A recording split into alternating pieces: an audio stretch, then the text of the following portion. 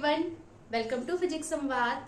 Last topic में हमने last class में फोर्थ चैप्टर को स्टार्ट किया था जिसका नाम है बैटर मूविंग चार्ज एंड मैग्नेटिज्म। ठीक है, उसके हमने दो टॉपिक्स किए थे, एक है मैग्नेटिक फील्ड क्या होती है और दूसरा हमने किया था ऑरेस्टेड का एक्सपेरिमेंट। ठीक है, अब जो हमारा टॉपिक है वो है कि आपका बायो-सेवर्ट्स लॉ क्या होता है। वेरी इंपॉर्टेंट है, 3 to 4 मार्क्स का एक क्वेश्चन आपके बोर्ड एग्जाम में आता है। ठीक है, तो आइए समझते हैं। 1820 में फ्रेंच साइंटिस्ट थे जिनका नाम था बायो-सेवर्ट्स। उन्होंने स्मॉल एलिमेंट में मैग्नेटिक फील्ड को फाइंड करने के लिए एक लॉ दिया जिसमें उन्होंने क्या बोला कि बायो-सेवर्ट्स लॉ, मतलब उन्हीं के नाम पर एक उनका जो लॉ था, उन्हीं के नाम पर क्या बना, बायो-सेवर्ट्स लॉ। उन्होंने क्या फाइंड आउट किया था, एक स्मॉल एलिमेंट लिया था। लास्ट टॉपिक पे आपने पढ़ा था कि कोई भी कंडक्टर होते हैं या फिर करंट कैरिंग वायर्स होती हैं, वो क्या करती है, करंट को फ्लो करती हैं। जिस करंट जैसे उसमें फ्लो करता है उसके अराउंड में मैग्नेटिक फील्ड क्या होती है, जनरेट होती है। ठीक है, अब जो बायोट और सेवर्ट्स थे ये दो साइंटिस्ट थे और उन्होंने क्या बताया कि उन्होंने एक लॉ प्रपोज किया। उन्होंने उसमें बताया कि हम एक स्मॉल एलिमेंट लेंगे, ठीक है, और उस पर हम क्या करेंगे, मैग्नेटिक फील्ड को फाइंड करेंगे। ठीक, तो आइए समझते हैं कि बायोट-सेवर्ट्स लॉ एक्चुअल में क्या होता है। हमने एक XY करंट कैरिंग कंडक्टर लिया हुआ है जिसका हमने एक AB क्या लिया हुआ है, स्मॉल एंगल लिया हुआ है, सॉरी स्मॉल एलिमेंट लिया हुआ है जिसकी जो लेंथ है वो DL है और यहाँ पे हमें क्या करनी है, मैग्नेटिक फील्ड को फाइंड करना है P पॉइंट पर, जिसकी यहाँ से जो डिस्टेंस है वो क्या है, R।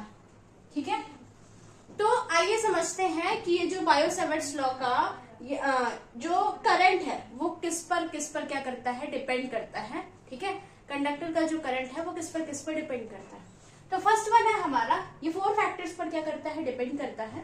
फर्स्ट जो है हमारा, it is directly proportional to the current I।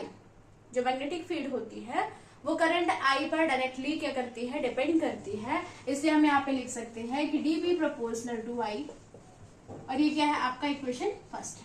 ठीक है, हमें क्या फाइंड आउट करना है कि जो हमारी मैग्नेटिक फील्ड है वो किस किस फैक्टर पर डिपेंड करती है।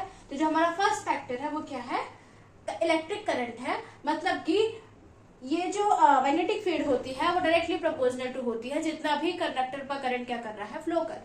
ठीक है, सेकेंड वन है हमारा, it is proportional to the length DL of the element of conductor.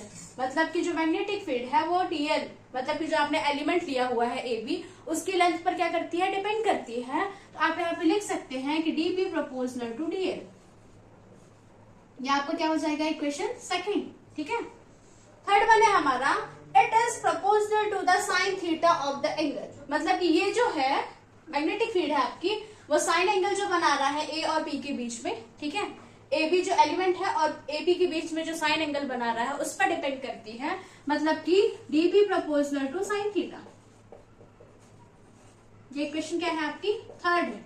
ठीक है, और it is directly proportional to the square of distance between them. मतलब कि इन दोनों के बीच की जो डिस्टेंस है उसके स्क्वायर के इनवर्सली प्रोपोर्शनल है।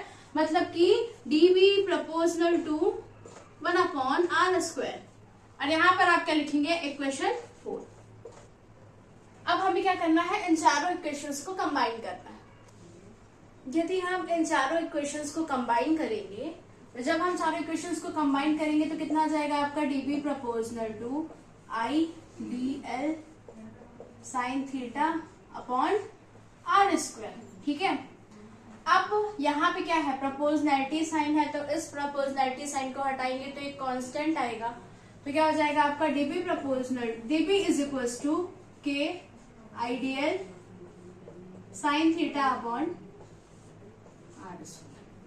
ठीक है, अब यदि यहाँ पे यदि आपका जो K है वो कांस्टेंट है, ठीक है, और यदि जो आपका कांस्टेंट है वो किसमें हो, एयर या वैक्यूम में होगा, तो आपके जो K की वैल्यू, DB की जो वैल्यू होती है वो K ideal sine theta upon R² है। अब यदि आप K इज इक्वल टू क्या होता है, μ0 अपॉन 4π, आप इसकी वैल्यू पुट करेंगे तो कितना आ जाएगा, DB is equal to μ0 upon 4π ideal sine theta upon R²। अब μ0 अपॉन 4π की वैल्यू होती है 10⁻⁷ -7 ideal sine theta upon R square DB is equal to, अब यदि आप इसके ऐसे सिस्टम में यूनिट निकालेंगे, यूनिट क्या हो जाएगी, यूनिट हो जाएगी डीबी की, DB is equal to 10⁻⁷ ideal sine theta upon R square, इसकी जो यूनिट होगी वो क्या होगी, newton A inverse metre inverse. I hope कि आपको समझ आया होगा। Thank you.